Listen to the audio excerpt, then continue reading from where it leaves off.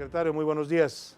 ¿Qué tal, Salvador? Muy buenos días, gusto en saludarte. Igualmente. Selene, un placer saludarlos también. Igualmente. Subsecretario, pues ayer terminó la cuarta ronda de negociaciones en medio de algunos reproches del jefe de la delegación de Estados Unidos. Decía el secretario Ildefonso Guajardo, no es intransigencia, es sensatez. ¿Cuál es su balance de esta cuarta ronda? No, pues mira, yo estoy, por supuesto, de acuerdo con la manera en que el secretario Guajardo lo caracteriza. También, pues por supuesto, nada más reiterarles que el estado de ánimo del embajador Lighthizer o de Estados Unidos, pues no es algo que tomemos en cuenta al momento de definir la postura mexicana, ¿no? Incluso si están así, pues tal vez hasta es un reflejo de que estamos haciendo las cosas muy bien, Salvador. Sí. Pero mira, al margen de la anécdota, yo creo que mi balance de la negociación es de claroscuros. Por un lado, siempre supimos, y lo veníamos ya anticipando incluso desde antes de Washington, que esta iba a ser una ronda complicada porque Estados Unidos iba a poner en la mesa algunas de las propuestas que ellos piensan que tienen que hacer, pues para atender las preocupaciones que han reflejado sobre el TLC. Nosotros, de entrada, esas propuestas creo que son muy difíciles de considerar si las propuestas implican pues que se nos retiren beneficios de los que hemos gozado en los últimos 23 años, de si son propuestas que van en contra de la competitividad regional, o son propuestas que incluso aumentan el nivel de incertidumbre para hacer negocios en la región, al quitar protección a los capitales y a las propias manufacturas y productos que se exportan. Pues bueno, en esa parte creo que efectivamente pues el pronóstico que traíamos se cumplió.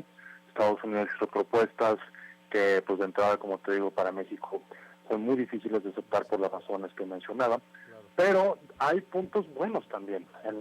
Incluso antes de que empezara la ronda de Washington, fuimos muy diligentes y cerramos el texto del capítulo de competencia. Es un capítulo muy importante, es un capítulo que también fortalece las disposiciones para combatir monopolios, para evitar el acartelamiento de empresas en la región. Entonces es un capítulo que sin duda es un interés de nosotros que quede reflejado. También tuvimos avances muy importantes en servicios, en comercio digital, en cooperación aduanera. Entonces son capítulos que van madurando. Entonces, algunas cosas van bien, otras, siempre lo supimos, van a ser muy complicadas.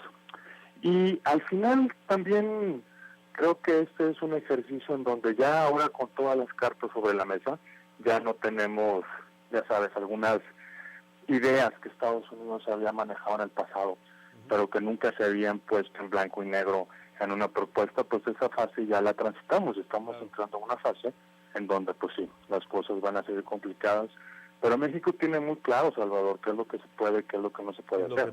Y yo creo que ese fue el mensaje principal del secretario Guajardo ayer en la conferencia de prensa, reiterando que México está dispuesto a dialogar, reiterando que nosotros podemos buscar soluciones, pero también dejando claro que hay cosas que no podemos hacer y que todos los países tienen un límite. Y pues bueno, todos tenemos límites. Entendedor. Todos tenemos límites y bueno, en ese sentido, en los llamados focos rojos para México, ¿qué pasa con ellos en esta renegociación? El sector automotriz, el tema de los salarios en nuestro país, la parte agropecuaria, ¿cómo van esos temas para nuestro país? Pues mira, empezando por el agropecuario, incluso me llamó mucho la atención ahorita mientras esperaba que nos comunicaran, escuchar un comentario que les hacía, ¿no? De que el TLC no había ayudado al campo, y bueno, pues la verdad es que actualmente el campo mexicano ya es un generador de divisas incluso por encima de las remesas y a veces del petróleo, dependiendo del precio. Entonces, la verdad es que el campo mexicano ha sido muy beneficiado por el TLC. La producción en todas las cosas, en todas las ramas, desde maíz, trigo, soya, hortalizas, etcétera, se ha incrementado. Y por lo mismo, el hecho de que nosotros consideremos la propuesta de Estados Unidos en materia agrícola, que implica facilitar la introducción de barreras a nuestras exportaciones, pues eso es lo que la hace ser tan delicada. No solamente es una cuestión de restricciones a las exportaciones, sino que nosotros incluso hemos cuestionado si esa propuesta que tiene Estados Unidos es incluso consistente con su propia ley, porque hay cosas que no nos hacen mucho sentido. Entonces ahí, pues bueno, la verdad, nuestra negativa sigue muy firme. El tema de reglas de origen, Salvador, nosotros de hecho siempre hemos dicho que las reglas de origen las podemos conversar, pero no puede ser en un vacío. Es decir, una regla de origen te habla de cuánto tienes que ponerle de contenido mexicano, estadounidense o canadiense a un producto para que, digamos, tenga la nacionalidad norteamericana y de esa manera tú sepas que ese producto le puedes dar la preferencia de cero arancel versus otro producto que no cumple con eso. Ahora, esos porcentajes pues se determinan en base a la propia disponibilidad de insumos que hay en la región. Un ejemplo bien concreto. Aquí en México, ni en Estados Unidos ni en Canadá, ninguno de nosotros produce seda. Es un producto que traemos de otro lado. Pero no obstante eso, hay una industria que se dedica al diseño, a la moda y al estampado de pues corbatas, mascadas y demás. Si nosotros hacemos la regla de origen muy estricta, de modo que, digamos, es un absurdo lo que te voy a decir, pero sí, que digamos que toda la seda de la corbata tiene que ser hecha en América del Norte, pues en esencia lo que estás haciendo es matar la industria, porque nadie lo va a poder cumplir. Claro. Entonces, ese es el argumento que le hemos presentado a Estados Unidos para incluso explicarle cómo sus propias empresas le han dicho, mira qué ironía, ¿no? Las propias empresas estadounidenses le han dicho al presidente Trump que los requisitos que quieren en reglas de origen de coches son incumplibles. Entonces, bueno, en fin, ahí creo que es una propuesta que en su manera actual pues es imposible de transitar. Claro. Y lo último respecto de salarios, nada más también para dejar claro que no nos confundamos, Salvador, en la propuesta que existe de discusiones del capítulo que tiene que ver con laboral, ni México, ni Estados Unidos, ni Canadá, ningún país ha hablado de incorporar salarios al tratado. Hemos hablado de cosas, de principios, las convenciones, de la Organización Internacional de Trabajo, toda una serie de ideas progresivas que cuando las incorporemos sin duda van a mejorar los derechos de los trabajadores y van también a mejorar el ambiente de negocios, lo cual a su vez tiene que llevarte a un incremento del salario. Pero no es que México se haya negado, comillas, como se ha mencionado por ahí, hablar del tema de salarios, simplemente que el tema no está en la mesa porque pues ningún país lo ha puesto y nosotros creemos que eso es algo que se tiene que ver de una manera más incluyente, con otros factores que influyen también en la determinación del salario, y pues no que tú o yo saquemos un papel y en ese momento digamos pues a partir de mañana en virtud de mi pluma vamos a pagar X cantidad de pesos. La verdad claro. Que sí no funciona. Claro. Hola Juan Carlos, buen día, Selene Ávila. Una duda, ¿habría la posibilidad, toda vez que hay temas que se ven irreductibles y que pueden reventar pues toda la negociación, que solamente llegaran al acuerdo de ciertos capítulos y otros, digamos, pues los dejaran fuera? ¿O sí tiene que ser de manera integral? Y dos, si eventualmente ustedes estarían planeando, diseñando pues un tratado bilateral con Canadá donde se ve que podría haber muchísimas más posibilidades en caso de que esto pues no prospere. Sí, gracias, Elena. Buenas preguntas. Mira, empiezo por la segunda.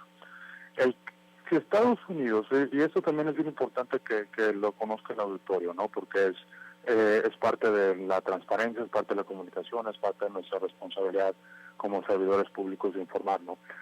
Si México va a seguir manteniendo su postura firme de rechazar aquellas ideas que, como les expliqué, no tienen sentido o de plano van en contra de nuestra competitividad. Si como resultado de esa negativa Estados Unidos decide salirse del TLC, pues es una decisión que va a estar en sus manos.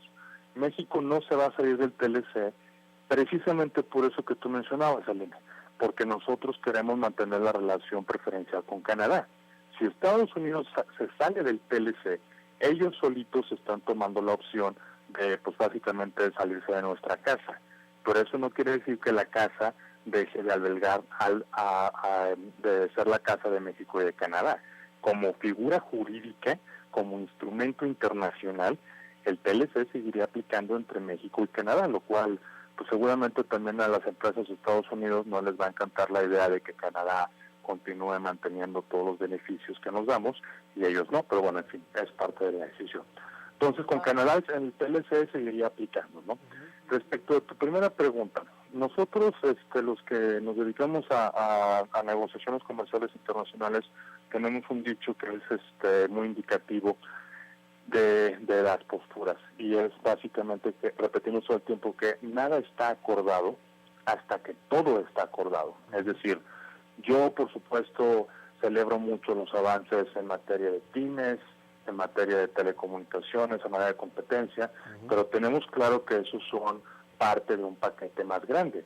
Si las demás piezas del rompecabezas no encajan de modo que tengamos ese paquete más grande, pues las otras tampoco van a estar en su lugar. Entonces no hay posibilidad de que nosotros aceptemos un TLC o de que la negociación llegue a un punto que se acepte un TLC con menos capítulos y aquello donde no nos pusimos de acuerdo se deje fuera. La verdad es que no es la dinámica que estamos teniendo ahorita. Subsecretario, por último, este alargamiento que definen para el primer trimestre de 2018 en la negociación, ¿nos conviene a México, tomando en cuenta que vamos a entrar ya en una dinámica de campañas electorales el próximo año?